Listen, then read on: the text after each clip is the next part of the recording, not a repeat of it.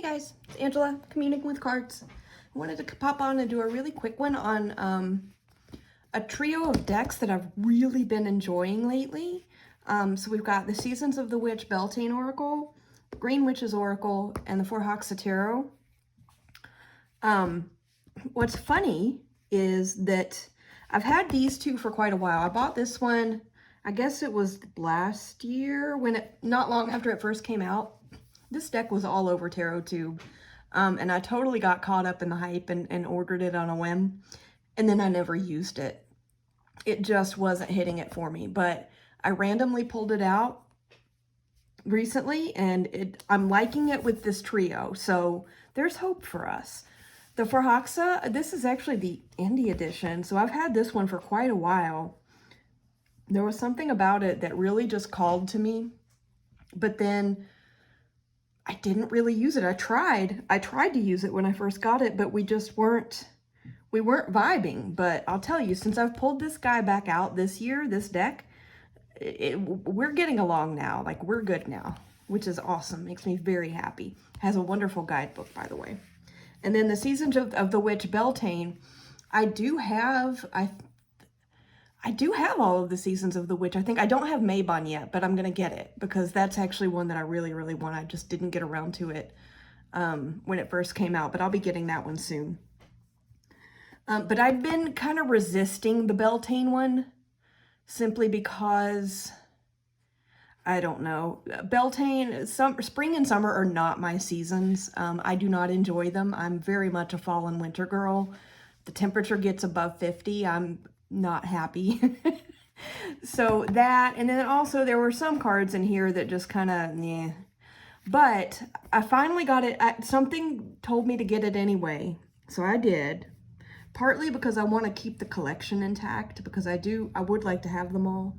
But also I was watching some people working with them on TarotTube, and some of it was really, aside from the few cards that I wasn't crazy about, which haven't come out for me yet, thank goodness, I liked the rest of them. But anywho, so let me show you how I work with these because they've been really cool. So what I've been doing is I'll take one card from the Beltane Oracle, and I actually do use the guidebook with this one. The other two, not always, but one thing I like about these three decks too is that they're all kind of bigger cards. I mean, I've got pretty small hands, but all of them work well. I can actually riffle shuffle them sideways, which doesn't always work depending on card stock, but all three of these I can. And that makes a huge difference to me because I feel like I can actually work with them without struggling. So, yeah. So let's go ahead and give all three of these a shuffle and we'll pull some cards and see what happens. So we're going to do one Beltane.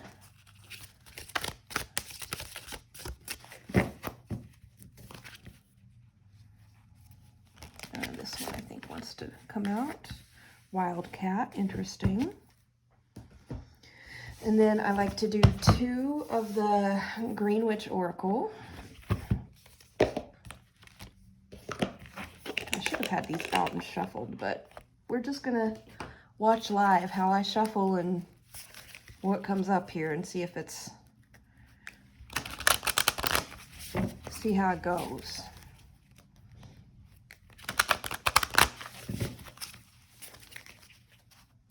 Look how well these are shuffling sideways. That's not a common thing I have found. So when this works for bigger cards, it makes me happy.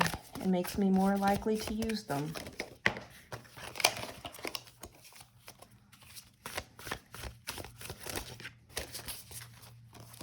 Okay, let's grab two of these.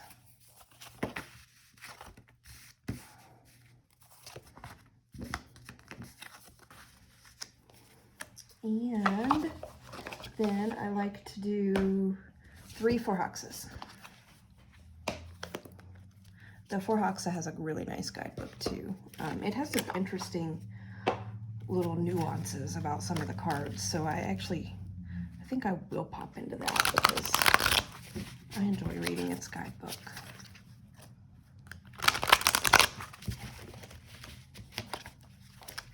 hope I'm not giving people anxiety by shuffling sideways. I know that drives some people crazy, but when you have little hands and it's possible, like, it's so satisfying to be able to.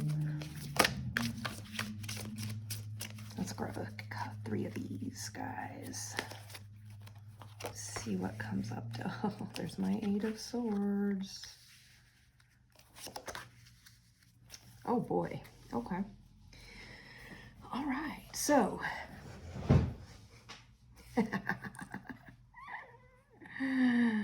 Okay. So Wildcat, I do like to use the guidebook for the Beltane Oracle for all of the Seasons of the Witch. This is number 44. I like that they're numbered and you can find the cards pretty easily. So the Wildcat is the Wildcat is danger. Be still and tune in, for there is something aloof, something afoot lurking alongside you. There are forces swirling around you that have missed your eye, like a ferocious cat lurking silently in the trees. Someone or something is nearby that does not have your best intentions in mind. Wildcat has appeared in your spread to warn you that all is not as it seems. You may have felt an unease creeping along your spine, or perhaps you've picked up on a sense of danger but have questioned the validity of what you feel because your eyes are seeing a different picture. Trust in your instincts, as they are letting you know that something isn't right, even if you don't have proof. Be especially careful if your question is about a specific person. They may be hiding something from you, and whether it's good or bad remains unseen. Be discerning with your time, resources, and information, only sharing what is absolutely necessary and gathering all information before you make any further decisions. If you have pulled Rowan, okay. Yeah. So, I just recorded earlier this afternoon, I recorded another video about 9 being the loneliest number.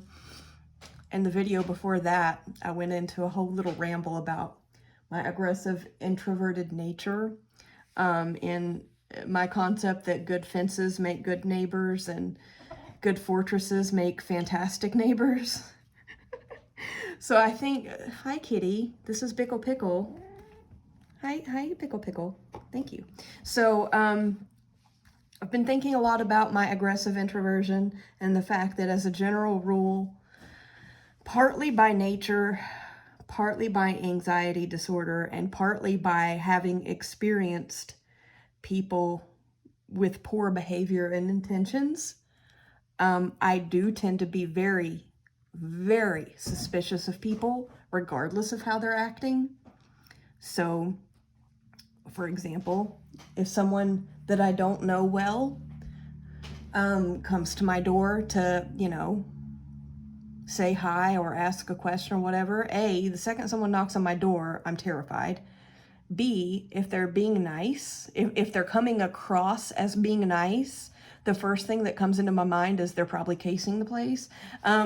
So Wildcat, I'm sorry, that just, as I was reading the guidebook on that, I was just, you heard me giggling, so that's kind of funny. So yeah, so there's a thing. Stability. Okay, so then we've got Soil and Chamomile as my 2 cards from the Green Witch Oracle. I don't normally open the guidebook for this one. I just use the keywords underneath the title. We have some glare from my camera. Let's just focus in on the top row because they're not as shiny. Let me zoom in a little bit. Okay, so we got the Wildcat, which is something is lurking and don't trust anybody. Well, I got that nailed. Soil is stability and simplicity.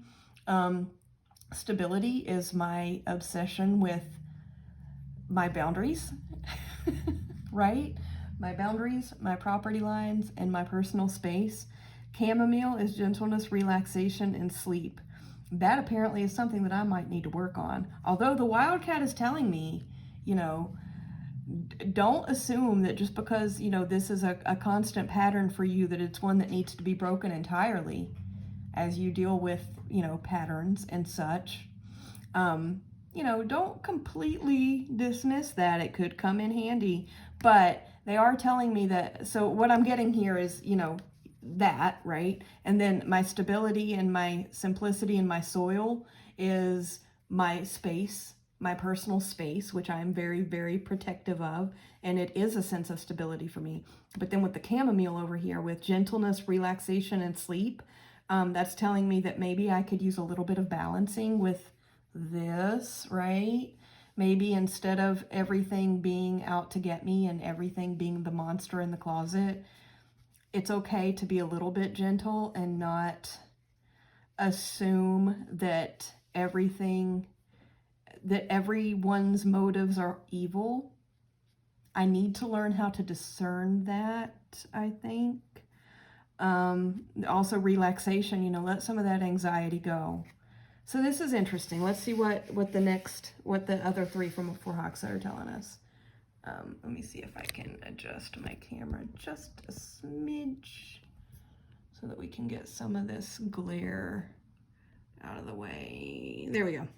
Okay, so we've got the Eight of Air, which is my anxiety, right? My wild cat nature. Something wicked this way comes. Then I've got my High Priestess, which I think is really interesting. So with my High Priestess, it's almost telling me to trust my instinct from the wild cat, right? And okay, let's keep reading. And then Judgment. Judgment. The way that I usually read Judgment is kind of leveling up spiritually and also coming to terms with your life as it has been. Okay, here, we might be getting somewhere here. I'm reading this live, guys. I haven't pulled the spread before, so you're going to see my reading process here. So Judgment, the way that I normally do that is like leveling up or having a big epiphany or something like that, but also looking at your life as it has been, accepting all of it, warts and all, and working on really for the things that you're not proud of, because nobody's perfect, right? We all do things that we're not necessarily proud of and that we wish we hadn't, but those are the things that teach us and help us grow. Apparently I have some learning to do on my good neighbors make good fences, or good fences make good neighbors and tendencies, but it's also, so it's about, really taking in all of your life experiences, all the things that you've done, appreciating and showing gratitude for the good ones, and really accepting and forgiving yourself for the bad ones, right? No shame, not being ashamed of them, not beating yourself up about them, but just saying, okay, that happened. Maybe wasn't my brightest moment, but I forgive myself so that I can move on from it and grow and continue, right? Interesting. Okay, I do want to pop into the Forhaxa guidebook now that I've kind of gone through my initial hits and some of the general associations I have with the card, because this is a great guidebook that comes with this deck. MJ McCullinane, she's fantastic, right? Like I have a couple of her decks, but I'm planning on getting more. I won't go into a ramble, but anyway, I want to see what she has to say about the Judgment card. So let's pop into the guidebook. So Judgment. I don't know that it's going to do any good to put this on screen, so I'll just read it. When it's time for a fairy to leave the land of Forhaxa, it presents itself, its life and actions, what it has taken, and what it has contributed as a whole to the community. Most importantly, before the journey beyond begins, it must accept and offer forgiveness so that the life it leaves behind is complete. Well, darn. That's cool. The elders place the fairy in the water on a bed of flowers where it drifts peacefully out to sea. There's music and celebration from the shore as arrows from the flame of eternal life streak across the sky. The element of fire creates life and rebirth, and it is on the tip of the flame the fairy travels to the next realm.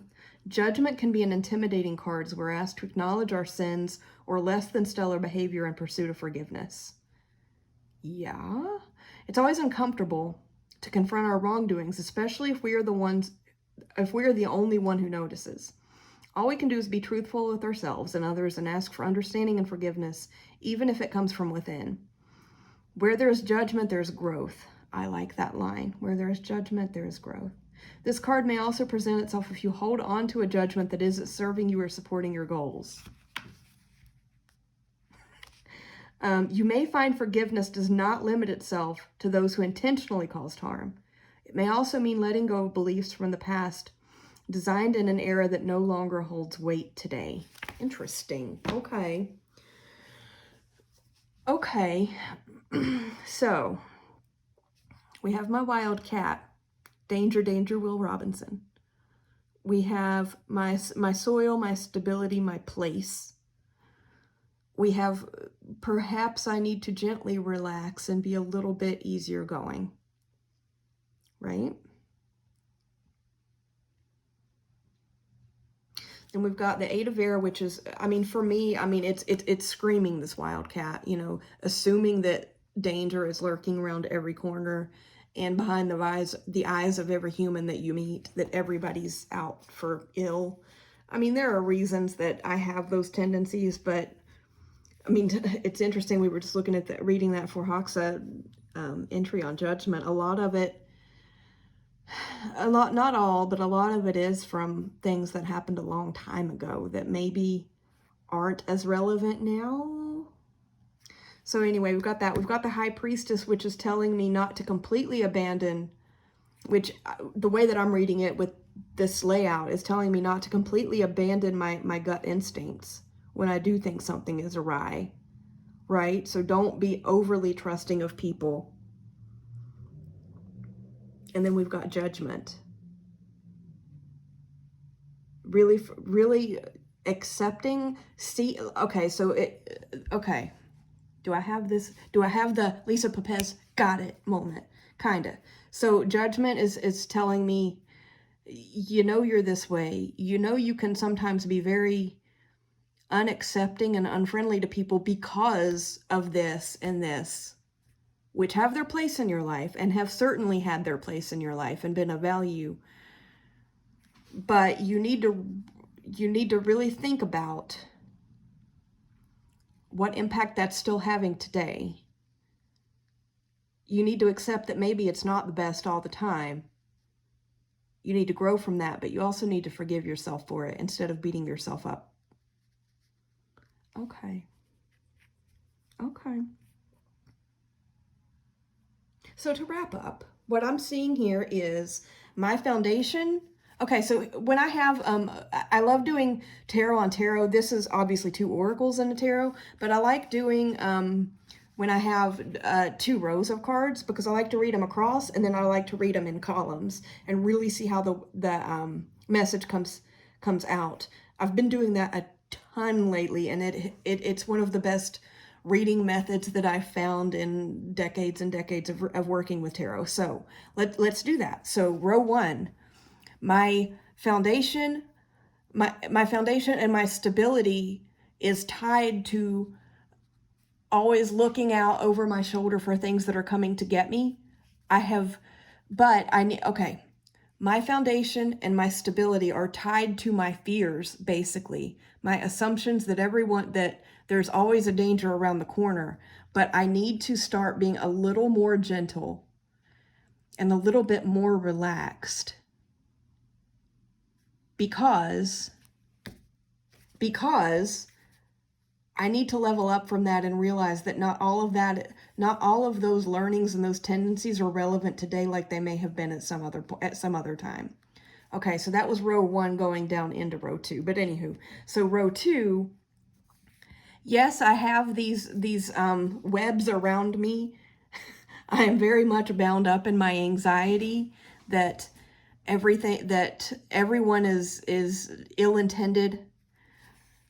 There is some validity to my feelings about that. I need to trust my gut instinct. But I need to realize that there's more to it when it comes to judgment here. I need to really look at the situation clearly, and I need to see that not everything is this and this. I need to forgive myself. I need to not be ashamed of it, which I tend to be, especially when I get a little gruff with neighbor children who come onto my property. And my brain literally goes to their parents sent them over to look at the door security and to see where all the entries are.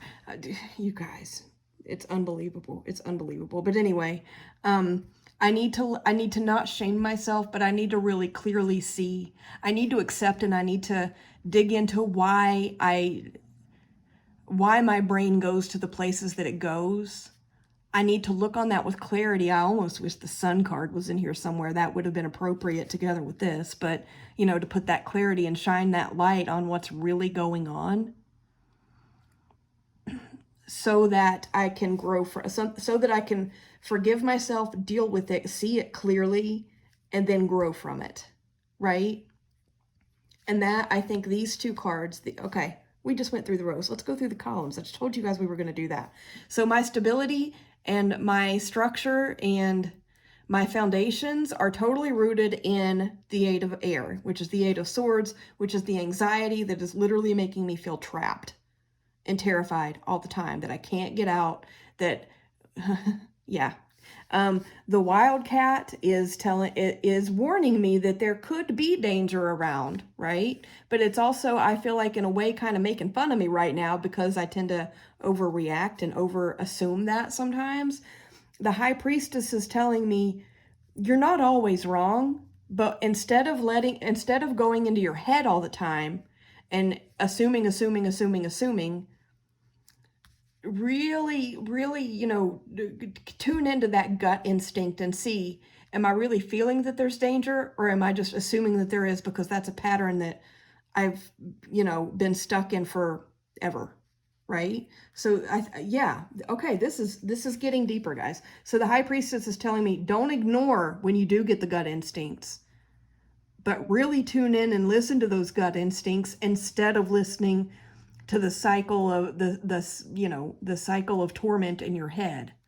And then the judgment is just saying, along with this chamomile, okay, we were going in columns. This is my foundation. This is my gut instinct.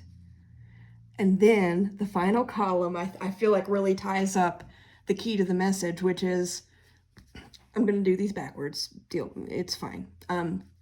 See it for what it is. Acknowledge it. Come to terms with it. Forgive yourself for it so that you can grow beyond it, which will bring in a little bit more gentleness, a little bit more relaxation, and maybe some more peaceful sleep, right? This is interesting. I just pulled these cards on the fly. I did not have this ahead of time. This is how I read. It usually goes a little bit smoother for me because I'm not doing it on camera. So I tend to write a lot in my journal as I work through these things. So yeah, I know this sounded kind of scattered. It goes a lot smoother when I'm not talking out loud and trying to make sure that the cards are showing nicely on the camera. But anywho, how are you guys liking this trio? I absolutely love these three together, these three decks. How insane is my reading style, right? Anyway, let me know what you think. If you guys have these decks, I would highly recommend giving them a spin, seeing how they work out for you. Using these three together has really brought these two decks, the Green Witch Oracle and the Forhaxa, off the shelf and into my practice. And like I've been pulling this trio a few times a week, and it's fantastic. One thing that I've found is, like, especially like in the evenings and on the weekends, I like to pull these three together. That's when I tend to grab them the most. And this just kind of gives me, this one kind of gives me almost kind of a theme for the reading. These two, this is one deck, the Green Witch Oracle. There are days when this will almost give me a task list because of some of the keywords in this deck. Where did I put it? Yeah, let's take a look at these. Watering can. I mean, if you look at them, you know, just the photo and maybe the title and not the keywords underneath, and work with them too. They've been giving me like a task list. Like, I don't think I got this one specifically, but I have had a few where, let's see if I can find some of the ones that really told me what I needed to do with my day. The sickle, I got that one day, and I actually went out and checked I have a raised garden bed out back that my dad built for me that I grow herbs in it's like my little tea garden. I literally will walk out my back door, you know, grab a handful of a couple different herbs I've got growing in there, bring them in, wash them off, and make tea. I love it. It makes me so happy. But I got this, and something told me to go check my garden. I hadn't really spent a whole lot of time out with it this year so far, but I did, and I found out that the mint had totally overtaken the lavender, like poor little lavender. I actually had to pull it out and let the mint take up the rest of that part of the box, because mint cannot be tamed, right? Mint is a totally feral herb, but I love it so much. I am gonna grow some lavender in a separate box though. So yeah, I pulled this one, went out and found out that I needed to do something in my garden. What else? The hearth kind of tells me to do some housework. Potion, restock all of my essential oil blends that I make into body oils for the shower.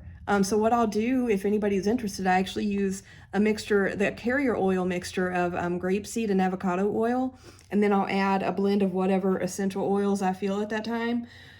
One that I really like for, there are a couple that I really like for this time of year, the spring and the summer, even though these really aren't my happy seasons. I'm more of a fall winter, but I like lemongrass and geranium is a really good one for spring and summer. I also like peppermint and geranium, which sounds weird, but it works very well. Anyway, I digress. Salt. Salt is one that kind of, if this one came up, I would be like, hey, I need to go like maybe, you know, maybe even do a dish of salt and put some of my most used decks that have been giving me stalker cards maybe, or repeat messages. Let's just clear that energy so that next week, if I pull those out, we can start fresh and maybe have a different conversation, because I get it. Rosemary. Yeah, I'm probably going way too deep into this, but I mean, I've literally had some pulls with this one recently that feel like altar. I got this one evening, and I spent a couple hours before bed going through, putting away some crystals that I wasn't really working with and pulling out some new ones. Or not new ones, but ones that I'd had in storage from before. So that was pretty cool.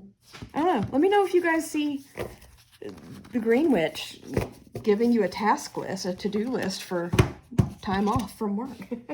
Anywho, I'm going to stop rambling. I think I just gave you guys enough. Let me know what you think about my reading style. Am I nuts?